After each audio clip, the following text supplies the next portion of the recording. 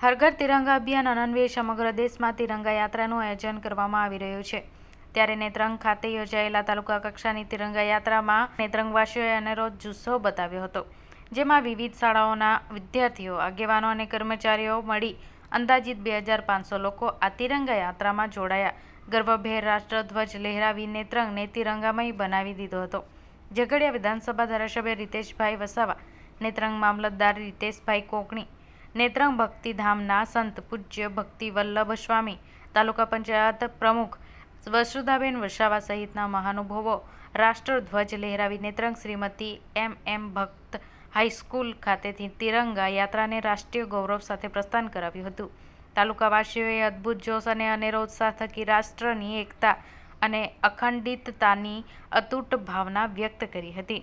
આ યાત્રા શ્રીમતી એમ ભક્ત હાઈસ્કૂલથી પ્રસ્થાન કરી જીન બજાર, મંગળવારી વિસ્તાર, ગાંધી બજાર, જલારામ ફળિયું, જવાહર બજાર થઈ 4 રસ્તાથી પરત એમ ભક્ત હાઈસ્કૂલ ખાતે સંપન્ન થઈ હતી.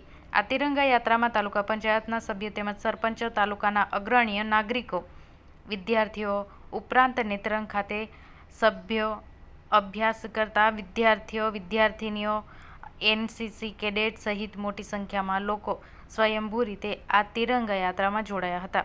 આ તિરંગા યાત્રાના તાલુકાના પદાધિકારીઓ, અગ્રણીઓ, તાલુકા વહીવટીતંત્ર, અધિકારી, કર્મચારીઓ, વિવિધ સ્વૈચ્છિક સંસ્થાઓ, શૈક્ષણિક સંસ્થાઓ, શાળાના બાળકો અને નગરજનો ઉત્સાહભેર સહભાગી બન્યા હતા.